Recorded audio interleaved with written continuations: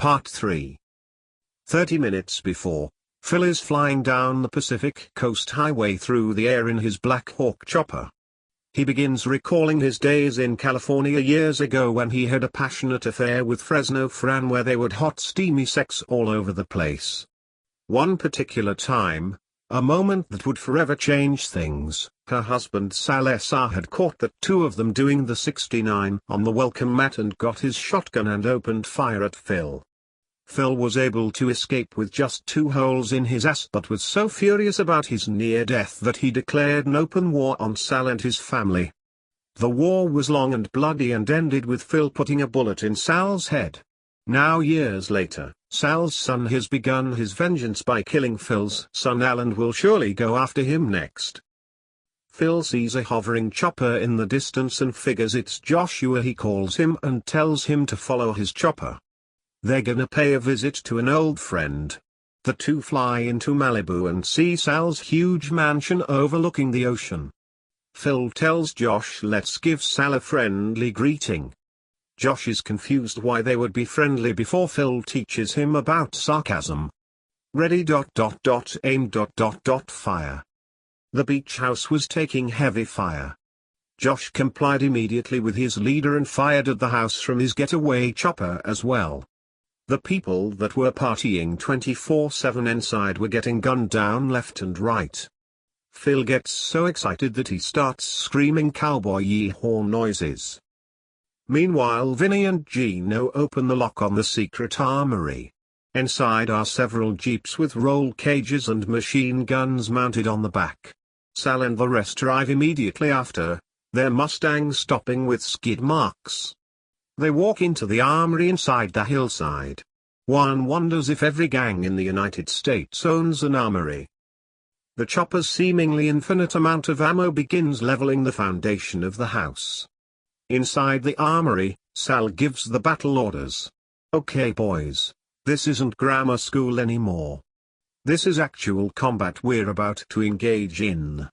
This son of a bitch killed my father, defiled my mother, and now he wants to kill me and my entire legacy. We're not going to let that happen. Ray, Gonzo, and Asian guy, you get in the one jeep. Vinny, Gino and I will take the other one. Listen to my orders on the walkie-talkie I kept from 1998. Keep your head on a swivel and stay close. Let's take this fucker down. Phil and Josh run out of bullets somehow. Sal must be dead, thought Phil as he gazed at the crater that used to be Sal's getaway house. Suddenly AC/DC's Back in Black starts playing in the distance. A jeep speeds over an embankment and toward the two choppers hovering in the air. No! Shouts Phil, how did you outsmart me this time, you little bastard? Sal is standing with one foot on the dash like Washington crossing the Delaware, his face smothered with white powder. Vinny is driving, and Gino has control of the gun mount. Sal points to Phil's chopper and Gino starts pouring bullets into the air. As Phil performs evasive maneuvers and unlocks the numerous rocket launchers on the chopper, Josh pilots over to Phil. However, the other 3 idiots are coming in from the west side. Cho is driving like an Asian guy, which is good because it's unpredictable, and Gonzo's arm has been upgraded to shoot 500 rounds a minute. Juan is on the gun mount, and started shooting randomly the moment he saw the enemy. A big firefight ensues. Juan and Gino unleash their inner Rambos and continue pumping thousands of bullets into the sky, occasionally actually hitting Phil's chopper. One of the rocket launchers fires a round at Gino, but Vinny does some cool maneuvers and dodges it. More inaccurate turret fire and explosions follow as the entire estate starts crumbling. Gino's rapid fire begins piercing through the armor of Josh's chopper and it begins to start smoking. Sensing it's just a matter of time before it crashes, Josh starts charging the chopper straight on into Sal's jeep. Vinny guns it to avoid getting hit, and with everyone distracted, Josh jumps out of the chopper katana in hand and lands onto Gino, slashing his throat and turning him into a fountain of blood. Vinny starts driving crazily to make Josh fall out as Sal tries to shoot him. Phil, ever the showman flies down and scoops Josh up just after Sal gets a good shot at his foot. The chopper goes back up and Phil presses a button releasing two huge cannons. Josh starts screaming about his beautiful foot and how the woman won't love him anymore. Phil slaps him repeatedly and then turns around to aim at the other Jeep now that Gino was decapitated. Phil fires. Cho tries to dodge the oncoming missile, and barely evades. Their vehicle somersaults through the air several times and lands on the wheels. Juan throws up. Gonzo cocks his arm/minigun and begins pounding the reinforced helicopter with hundreds of armor-piercing rounds. The chopper absorbs most of the bullets, but the bullets eventually wear away the armor and start getting into the gears and motors. Warning lights and noises start going off in the chopper. Phil tells Josh this baby's going down any minute. I'm going to put it in kamikaze mode, and then we'll jump out and hope it kills them. Josh says whatever you say, boss man. The chopper starts spinning.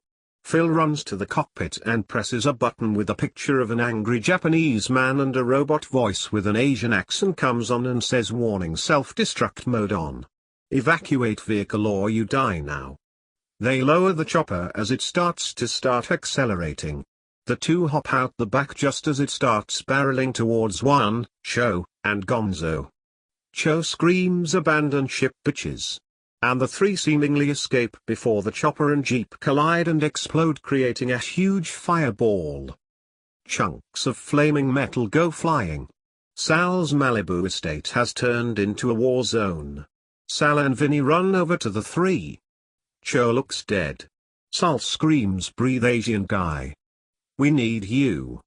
You can't die on us now.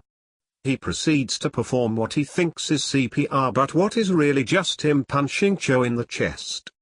Cho coughs and grabs Sal's hand and says in Chinese, hit me again and I'll chop your head off. Sal says I love you too, Asian guy, but right now we have to kill these fucks. Juan wakes up in a ditch, his ears ringing, dizzy, and on fire. He screams and rolls around and puts it out. There is smoke everywhere, so it's difficult to see. He looks over to Gonzo, who is in pieces like Mr. Potato Head. He says, what are you waiting for? Put me back together. Juan complies. Cho and Sal show up a moment later, coughing. Vinny is watching their six, looking around for Phil or Josh in the debris/smoke. He hands Juan a handgun. Cho pushes Juan aside. It's time to push my skills to the limit, he says in Chinese. He starts to gather pieces from the destroyed vehicle and helicopter and combining that with Gonzo. Okay, Asian guy, you do science stuff over there and get my bud Gonzo back up and running. Juan and Van meet me around that piece of my bedroom, over there. I have a feeling those dumbasses are over there. I'll come around the left side. I've got my walkie-talkie on me, so let me know if you see anything. Juan wonders how they'll contact him when he's the only one with the walkie-talkie, but decides to go along with it and starts walking with Vinny towards the bedroom. Every step is painful to his legs. Juan scans the area. The once postcard quality estate reduced to flaming debris, destroyed vehicles and decapitated Italian bodies. They get within 25 feet of the bedroom when Juan sees a shiny object in his peripheral that he's able to dodge at the last second. He rolls and hears a scream of intense pain. He turns and sees Vinny with a katana sticking out of his stomach with Josh standing behind him holding it. Juan sits frozen in a panic, then thinks like a big brave dog and charges toward Josh, knocking both of them to the ground. They roll together through painful glass and sharp debris. Josh stops and starts choking Juan. Juan is able to get loose and move away, but Josh moves with ninja speed and roundhouse kicks him to the ground again. He begins stomping down on Juan's legs, which hurts like a motherfucker. Josh starts really pounding on Juan. Vinny, still alive but bleeding out, takes out his phone and tells whoever on the other line that they need to come quick. Josh rips the katana out of Vinny and prepares to cut into Juan, but just before that, Sal appears and tackles Josh to the ground. Sal takes out his pistol and aims at Josh's head. "Drop it," says a voice behind him. Sal knows the voice all too well.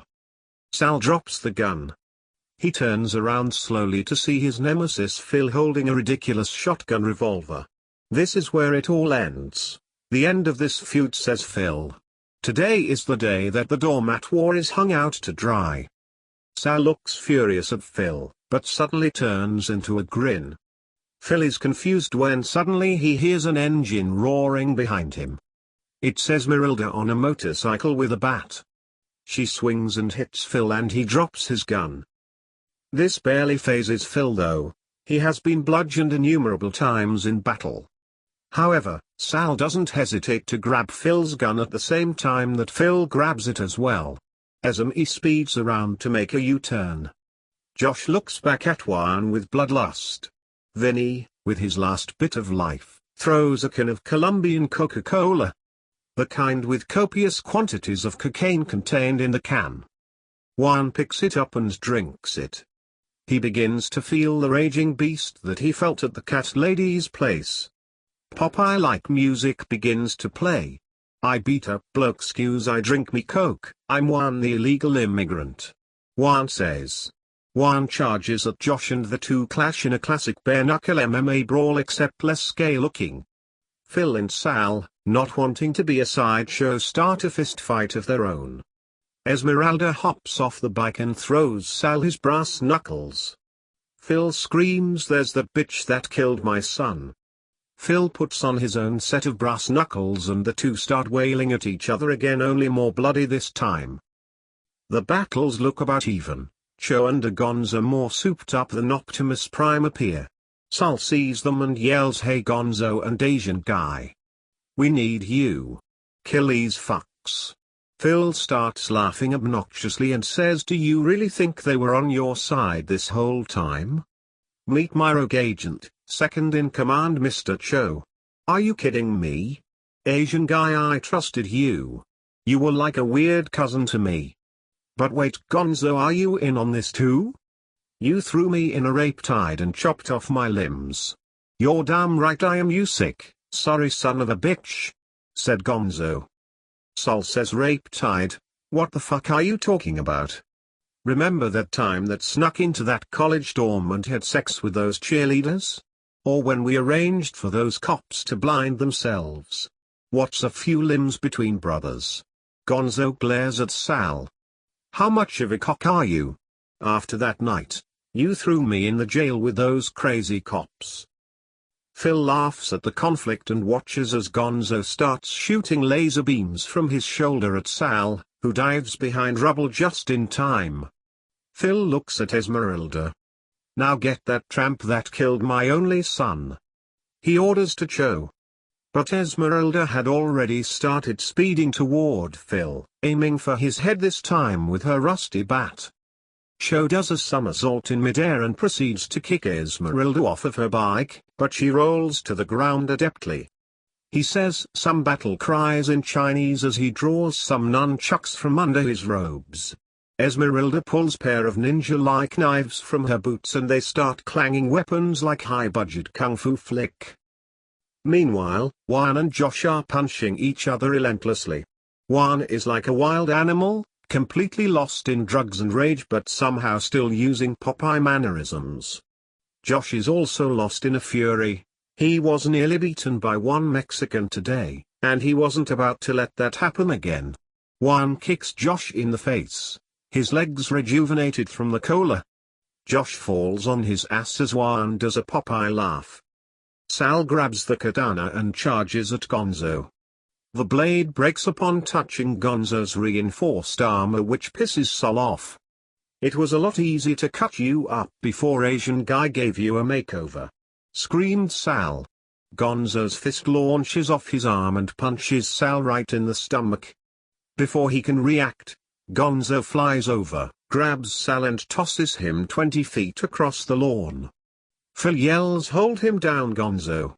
I want to have some fun with him." Ha ha ha. Meanwhile Cho and Esmeralda continue their fun little battle. Cho manages to cut her leg and she begins bleeding. Before falling she stabs a knife into Cho's shoulder, which causes him to scream what are surely obscenities in Chinese.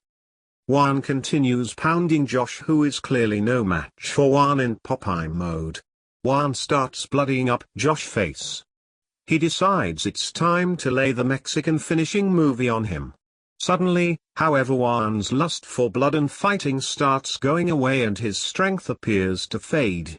Josh remembers that Colombian coke only works for a few minutes and then turns your body into mush.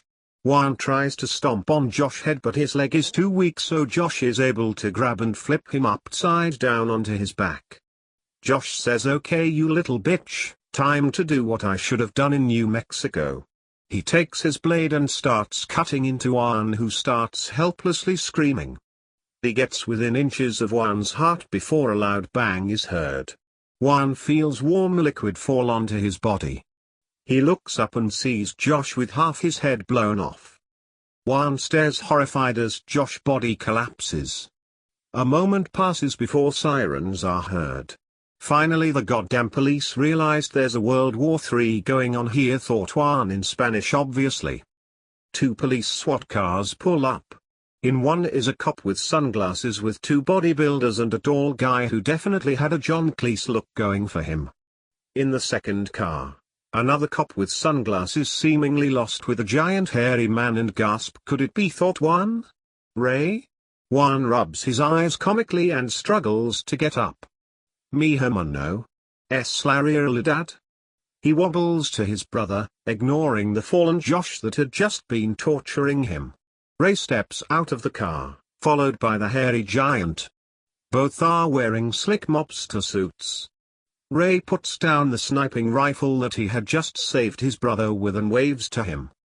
While Phil is distracted by the police cars and his ex-lover that just stepped out with two attractive bodybuilders on each arm, he momentarily stops punching Sal. Sal takes this opportunity to slip out of his jacket and Gonzo's grip. He speedily climbs onto Gonzo's back. Gonzo gets pissed, but he can't reach Sal. Sal starts messing around with the buttons underneath an important-looking panel. Two jet rockets emerge from Gonzo's feet and they start flying. They smash into and out of some beach house windows as they fly toward the beach. Gonzo yells, "Get off me, you stupid Guido." A very bloody Sal replies, "Only my friends can call me that. Go gadget, fuck you." He presses a button that starts a self-destruct counter and Sal jumps off into the ocean below. "No!" yells Gonzo. "Why is that there?" He explodes into a fiery mess of blood and metal. Phil stares in awe at his former lover. He remembers when he first laid eyes on her at the gangster convention in Philadelphia. The ongoing affair that followed that leads to hundreds being murdered, including his only son. "Fran, you look as beautiful as the day we met," Phil exclaimed to a confused audience of everyone there to kill him. "See what has happened as a result of denying our love. Your fucking husband couldn't take it. He knew you only loved me. All these years of countless killings, including him and my son, for what?" During Phil's speech, Ray runs over to his brother. "Mi hermano. ¿Estás bien?" Ray sees a big scar shaped into the letters J-O-S-H on Juan's chest. Blood continues to pour out of him. Sal comes onto the scene soaking wet. He shakes like a dog and becomes dry. "Okay, you son of a bitch. It's you and Asian guy against my small and diverse army. You aren't going to leave here alive. I'm not just going to kill you either. I'm going to torture you and make you suffer for all the shit you put my family through. You not only killed my father, you defiled his wife, my mother, and a perfectly good doormat. There was no way they could use that afterwards. France." Edgar grab him. He turns and sees Ray. "Ray, I thought you got killed." He then looks down and sees Juan bleeding out. "Oh shit. Ray, I've been calling that guy you this whole time. Isn't that hilarious?" France and Hans, who Sal calls Edgar, grab Phil. It seems like he could break loose because the undoubtedly gay bodybuilders grease up their muscles, but their grip remains firm. Meanwhile, not quite, John Cleese pulls open the trunk and pulls out a blood transfusion gadget like Q would give James Bond. He stitches up the letters in Juan and asks for Juan's blood type. O positivo, says Juan weakly. Okay, who's got O positive? Anyone? Nobody has bloody O positive blood here. It's the most common blood type, says Quasi Cleese. Even Ray shakes his head. What an unlucky guy. Rick the Sasquatch steps forward. My people have blood with healing properties beyond the understanding of humans. I think I can save him. Cleese doesn't hesitate to plug Rick into the machine. Over yonder, Esme and Cho were oblivious to the new arrivals because the heated fight between them had reached a climax. Despite some minor cuts on both sides, Cho had torn some of her clothes off and Esme had ripped Cho's as well. Esme notices he's pretty good looking for an old Chinese dude and Cho thinks she's pretty hot for a non-Chinese woman. As Cho screams a battle cry, Esme also yells something in the language from wherever she's from. They grapple with each other and tumble into a ditch, which turns into a noisy make-out session. Sal yells, "All right, the Mexican I thought was Ray seems to be stable, so let's get back to dealing with this piece of shit." He points to Phil. "Hans, front, strap him down to my torture table which conveniently survived all the missiles." They drag Phil, who says nothing but has an angry stare. "I think it's time to cut this fucker up like I did to that backstabbing gonzo. Let me find my lucky chainsaw that I won at last year's gangster convention." Phil lies still. Sal digs out the chainsaw and starts to rev it up. The bodybuilders and Fran the cat lady look on. Cat lady starts fidgeting to no one's concern. Juan is still receiving the Yeti blood as Ray and John not quite Cleese look on. Cho and Esme are finishing up their intense sexual experience. The chainsaw revs to full power as Sol slowly lowers it closer to Phil's arm. Right before the blade touches skin, Cat Lady screams, "Stop. Don't do it, Sal," and puts her arm on Phil. Sal raises it up, pauses and says, "What the fuck, mum? This piece of shit killed your husband." "My father." She looks up and says, "No, Sal, this man is your father." Sal turns off the chainsaw, pauses and says, "What did you just say?" She says, "It's true. Philadelphia Phil is your biological father. We conceived you the night of the doormat incident. I found out I was pregnant shortly after. Your father thought it was his, but Phil knew it wasn't. When I told your father that you weren't his, he said he was going to take me to get you ripped out. Phil heard this and came out to kill him before he had the chance. If it wasn't for him, you wouldn't have been born. On many levels, actually, now that I think of it." Sal looks stunned. His entire life he vowed to kill the man who killed who he thought was his father. Now that's all fucked up. "Sal, honey, are you okay?" asks Esmeralda, coming over half naked post-sexy time. Sal doesn't respond. He turns and stares at the ocean and seems to ponder life. He turns to speak. "How could you keep this from me all these years? My whole life, other than taking loads of drugs and sleeping with copious amounts of women, has been about finding this guy and killing him. You know how many men I've lost and sexual diseases I've acquired over the years. And now when I have him just where I want him, all tied up and ready to die, you lay this little piece of news on me? I should chop you both up. I won't for plot purposes, but I really should." "I'm so sorry, Sal. I've been wanting to tell you for so long, but it was nice seeing with a hobby," says Cat Lady. Sol screams. "Okay. Geez, I'm torn here. But wait, Phil, if you knew I was your son, why'd you try to kill me?" Phil says, "I wasn't trying to kill you at first. I was trying to kill that bitch girlfriend of yours for killing my son. Then I had a cheesecake and it messed with my system a bit, so I felt like killing everyone pretty much. If you want to kill me, son, go right ahead. You've won this war and made me proud. Sure, I was pissed off and on a murderous rampage for no real reason, but doesn't every gangster from time to time? Sometimes a father wants to make sure their son is ready to take his place. These e-phones, fax machines, toaster ovens. It's a whole new world and I'm getting too old for it. I was testing you, challenging you, you little bastard. Sal hesitates, and then releases Phil. The murderous father and son look at each other almost as if they are about to embrace. Suddenly, the still-running police car backfires. "We've got incoming fire," says Donksy. "Duck and cover," yells Adamding. They both hide behind a police car and start shooting toward each other. Everyone else gets behind something in the confusion. Adam shoots Donksy in the leg and Donksy shoots Adam in the arm. "Oh, the enemy got me," yells Adam. "They got me too. Take him down," yells Donksy. They start rolling around like nutcases and shooting. "Okay, enough. Hold your fire," screams Frantz. He's holding up an FBI badge. Where he was keeping it was ambiguous. Enough insanity.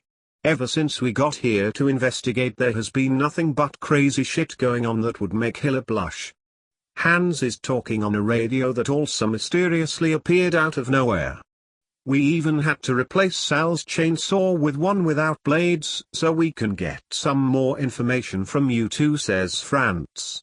Suddenly, dozens of SWAT cars arrive on the scene and some helicopters start patrolling the area. Everyone is coming in for questioning. Hans puts handcuffs on everyone including Rick and Juan, who has fully recovered but is hairier. Fitting Rick into the SWAT car takes some time, but eventually everyone at the scene is cuffed and locked away. News outlets from all over appear out of nowhere reporting on the arrests of two of the most powerful gangsters on the West Coast. It was seemingly endless and stressful task for Hans and Frantz, whose real names were Chuck and Larry in other realms. Integrating themselves into the ranks of Sal's inner circle took time, but it was well worth all the murders, drug raves and strange initiates they had to transport to that smelly cabin. Everyone gets driven to the FBI headquarters in Los Angeles. They all get thrown into separate interrogation rooms. Sal and Phil have their extremely expensive asshole lawyers appear while everyone gets a state assigned straight out of law school and clueless lawyer. Juan and Ray, however, get put together in another room with no lawyer. Hans and Frantz walk in. "Gentlemen, you've both seen some interesting shit these past however long in real time the actual story is," says Hans. "The FBI is fully aware that neither of you is a legal citizen and you both basically just snuck in here via questionable tactics.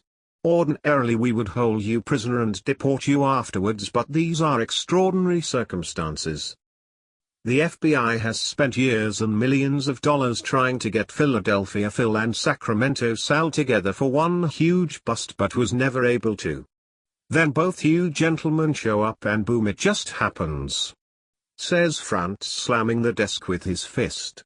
"I don't know how you were able to both infiltrate their operations and get them to declare open war on each other, but it has impressed the entire organization. So because of this we will not deport you. In fact, we will get a note from the president granting you instant citizenship and a house in Santa Monica tax-free. You can also keep that future car you built." "No hablamos," singles say Juan and Ray almost in unison. Next up is Rick. They had interrogated him for a while with a plate of fish to sway his cooperation. But he didn't know anything of value but was fascinated with Lady Gaga and human technology. Hans and Frantz thought he was a towering guy in a Chewbacca costume at first, but then realized that he was the friggin' Yeti of legend when they couldn't find the zipper. "Okay, Chewbacca, what are we going to do with you?" says Hans. Frantz takes out a brochure of the Los Angeles Zoo. "How about this? Let's get you integrated into society by starting out in a zoo. All the fish you can eat and no one will try to capture you for a reward." Rick was playing with the desk fan, and Hans snaps his fingers to get his attention. Rick really didn't understand where he was or what was going on, but decided to accept the offer for the promise of more fish. Next was Cleese. Okay John Cleese, I can't believe you have been in America these past few years. We have both been longtime fans of your roles. My favorite was that Ed Parrott sketch, said France. However, slaying someone every time an initiate needed a clue was completely unexpected behavior from a man of your reputation, Hans continued. It was tough restraining ourselves for the sake of our sting operation when you sliced that dentist. However, since we're in such a good mood because of this huge bust and you never questioned our off-duty activities, said France, plus that dentist had killed countless endangered animals, continued Hans, we'll let you go scot-free if you say, your mother was a hamster and your father smelled of elderberries. Nearly John Cleese says it flawlessly. Cleese signs their unitads and walks out the station never to be seen again. They next go to Esmeralda's room. Okay honey, we know you were an accessory in nearly all of Sal's crimes including your counterfeit painting scheme mentioned months ago and never brought up again. Add all this up and you're going away for a very long time, says France. Esmeralda whispers something to her deadbeat lawyer who nods. What if I let the two of you double-team me? 30 minutes later, the three of them leave the room. Hans tells her okay, Esmeralda, we know you learned your lesson so you're free to go. And if you're not doing anything later you can meet for a drink. He winks and gives her his number. Esmeralda leaves the jail and throws his number in the gutter. They then go into the holding room with the two blind cops who have been arguing with the walls for the past hour. Gentlemen, please sit down, says Hans. They then both fall due to lack of chairs. I'm going to make this quick and to the point. You two are some of the most crooked and dirty cops I've ever seen. The amount of crime you've allowed under your watch is staggering. It's like you're purposely not looking at it. But under California law we can't prosecute a white cop, so the two of you will just lose your badges and have mandatory retirements with full pensions. In other words, get on out of here and do whatever you want, boys. After many wrong turns they finally find their way out of the headquarters. Not long after, the two found their way back to Sacramento and bought the Dublin Donuts shop. Finally, it was time to deal with Sal, Phil and Fran the cat lady. All three were lawyered up the wazoo. On the car ride in, Sal and Phil realized that they were both pretty fucked, so they decided to collude and both rat each other out, which would basically cancel out each other's crimes and still lessen their sentences. So when Hans and France had them both alone, they were shocked how open they both were in confessing all kinds of shit. The plea bargain they both agreed to required a 10-year jail sentence, but they could share a cell in a swanky prison that all the high-ranking mobsters went when they got their plea bargains. Fran pled insanity, but instead of going the mental asylum route, she got to share the same cell with Sal and Phil, so the three of them got to be together as a family and do all those family things families do, like reminisce about murders. Last but not least was the fearless but sexy old Cho. They found him pantless and resting in a ditch near the rest of the group when they arrested him. Hans and France go over his profile but not really finding anything incriminating. He was following Phil's orders as a spy and bodyguard, but never killed anyone, which is barely the only real crime in this precinct. It was getting late and cutting into Hans and France's personal playtime, so they kick Cho out of there. That's when Cho sees the Hollywood sign and decides to be an actor. He is immediately hired because of his acting chops and goes on to star in a film about Chinese Majiva making a bionic man out of IKEA furniture. Epilogue. Months pass. Juan is getting comfortable in his mansion in Santa Monica. He looks as hairy as a baboon now. He lights the fireplace. He had a long day mowing grass and trimming hedges in his small landscaping business. He turns on the TV to watch the latest live taping of Who Wants to Be a Billionaire starring Regis Philbin. The guest looks puzzled and is about to select a lifeline. Suddenly, Regis grins menacingly and turns to the audience. There's an awkward silence. He proceeds to pull out a 1930s Tommy gun from underneath his chair and yells, "Shall we ask the audience?" He sprays the bullets into the screaming audience as he starts apologizing that it's so dang hard to aim. Juan falls asleep. He's grown numb to violence due to his past adventures. The doorbell chimes, waking Juan and one of Juan's 16 illegal cousins, relatives that he invited to live in his free house, answers the door. It's his neighbor A, and not quite Jennifer Lopez, his fiancée.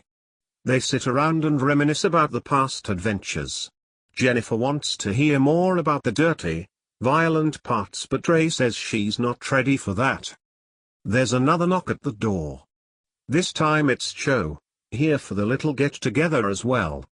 He's wearing shades and a snazzy Hollywood suit. He brings in roast duck and sets it on the table. He entertains some of the youngsters with his kung fu skills. Rick the zoo star shows up as well and starts telling stories about his family in the Himalayas. The two cops show up as well. They've been forgiven by Juan and Joe because their antics are so hilarious. Ray answers the door when Esmeralda shows up and he gets a kiss on the cheek. She locks eyes with Joe and they stare for a long second. Then they rush to each other and embrace with a passionate kiss. Everyone goes awe. Then they disappear for a while in another room. 99% John Cleese arrives, instantly recognized by Juan's family because they own Monty Python on VHS tapes. 99% J-Lo has a long talk with him about being mistaken for someone else.